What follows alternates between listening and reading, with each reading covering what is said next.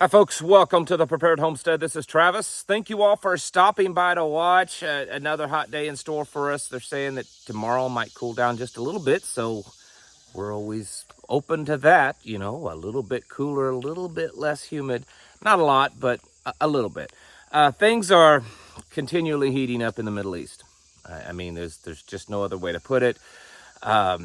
Israeli forces are beginning to move into place, getting ready for a major conflict.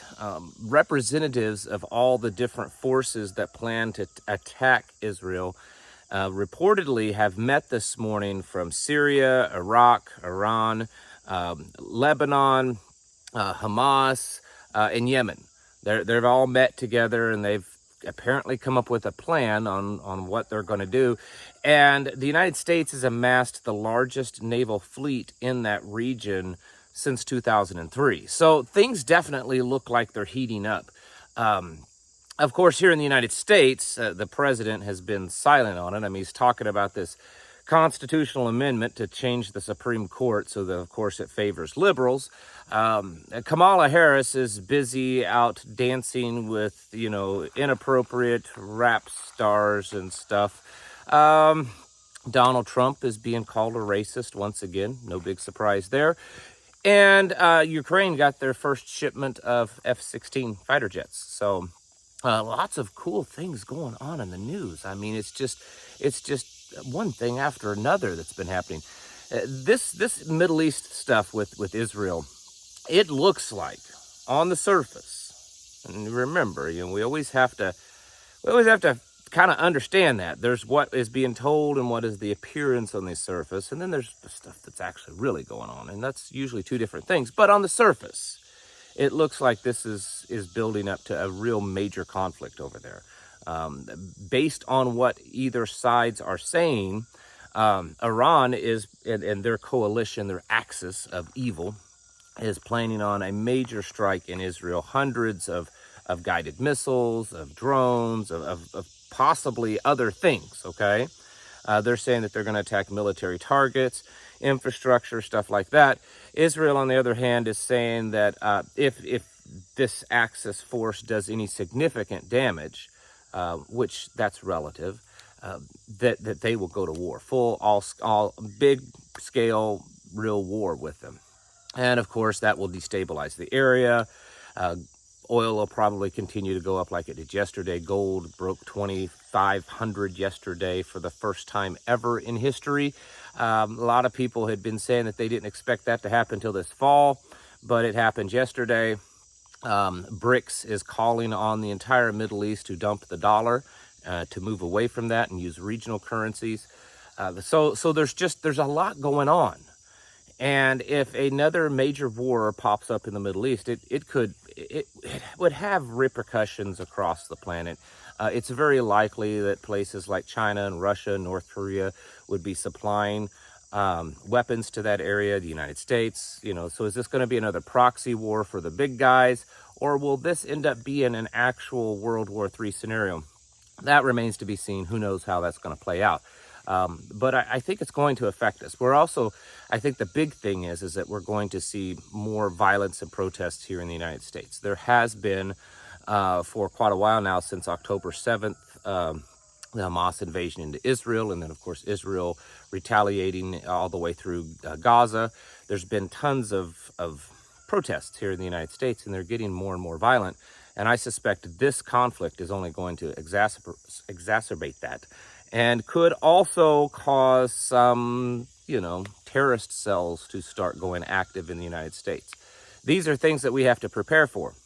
Above all, I think what this is really more distracting us from their overall goal of global domination, of creating such chaos and such, unrest and confusion and violence and desperation. Really, that's what they're trying to create, is desperation, so that people around the world, when they see something that looks better, some kind of savior that brings them peace, that they will run to it. And so that's what I suspect is going on, is just let's destabilize everything. Let's, cause chaos and havoc everywhere. disrupt just all of humanity. And then when we bring about this solution, no matter how horrible this solution is, the people will run to it and they'll take it because, like I've said many times before, people are like cattle. Individual people can be great and smart and all that kind of stuff. But people as a whole, they're not much different than cattle. So I think that's part of the big overall plan. Cause some chaos and confusion here in the United States, get the worst candidate possible elected as president, destabilize Europe, destabilize the Middle East, cause just disruptions around the world, monetary disruptions, financial, political, all this kind of stuff. And then here's this big bright solution. Apparently, with all this, I mean, the amount of just chaos that's being done. I mean, just think about it. In the last few days, the assassinations that's been made. Apparently, there was another one that happened, I think, yesterday afternoon. So we're at like 4 or 5 assassinations. That's not been done in a long time. We're watching supply chains already start to kind of get a little iffy in certain areas. The Houthis and Iran are making more threats in the shipping lanes in that area, which is going to hurt shipping and supply chains in that area, which will also affect us here, because typically what happens is the United States tries to compensate by sending stuff over there. So it's a snowball effect, folks. And then when the big boys, Russia and China, and those guys get involved, it's going to get worse, because it's going to affect the economy more. It's going to affect the supply chain more.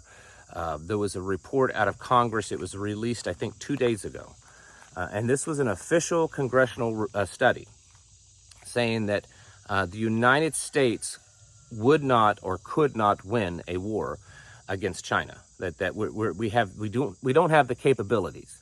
It's estimated that in a big scale World War III scenario against the big boys, that the United States might have enough weaponry and ammunition and things like that to sustain itself for about 20 days in that war. That's real scary, all right? And that we could not prevail against China. It's not because China has, more advanced weapons and better fighters, because they don't.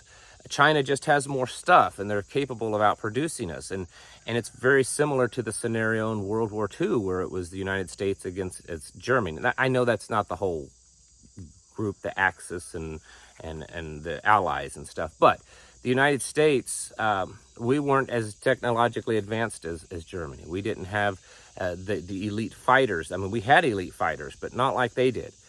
But we outproduced them. And that's how, the war was eventually won, was just Germany couldn't keep up.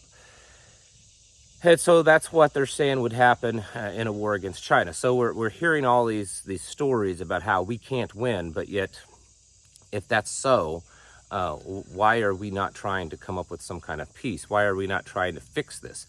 It's interesting, because the United States used to be the nation that would try to kind of step in and help nations that couldn't get along, find peace. Now that's China. Have you noticed that? China's the one that's going around to all these different nations, and they're trying to work out peaceful, solutions. We're watching the world power shift. It's a new world order, folks. Hey, YouTube and Wikipedia might say that it's all a conspiracy theory, but it's a new world order, and we're just going to have to accept that, I guess, because there's not much you and I can do. That's why you and I have to be prepared for it, because we can't change these things. We can't stop Israel and the Middle East from fighting, or Russia and Ukraine, or the United States and China. We can't stop those things. Electing a new president is not going to fix it all. It may possibly fix a few things, but it's not going to fix it all. Our destruction, our collapse, our demise as a nation is already in full force. Okay, so at this point, the best thing that we can do is to try to prepare for that, to try to, do things in our lives so that as this falls, it won't drag us down with it too much, at least. And so that's why we have to keep stocking up. We have to keep prepping, praying, reading scripture, building connective, strong relationships in your family, and your community, your friends around you. Get your body and your mind ready for what's going to happen, because it's going to be a lot, because there's so many things going on, and it may rock you to your core. It may shock you. I mean, look at the filth and garbage we've seen in the United States just in the last 5 or 6 years. I mean, that's shocking, and it's going to get worse. So keep getting yourselves ready. I would say the thing in Israel is going to pop off in the next 24 to 48 hours, but I'm just guessing. Probably Friday afternoon into Friday evening might be a strong possibility. So be ready. I mean, that's not a prediction; it's just a guess. Might ought to go out and stock up on things, fill up your fuel tanks, make sure you have enough water, change out batteries, charge things up. Wouldn't hurt to do those things. Doesn't mean that when war starts over there, it's going to immediately affect us here, but use it as a good drill, kind of refresh things and hone your skills, because it's time to get your houses in order and to prepare yourselves mentally, physically, and spiritually. Thanks for watching, and I'll catch you in the next video.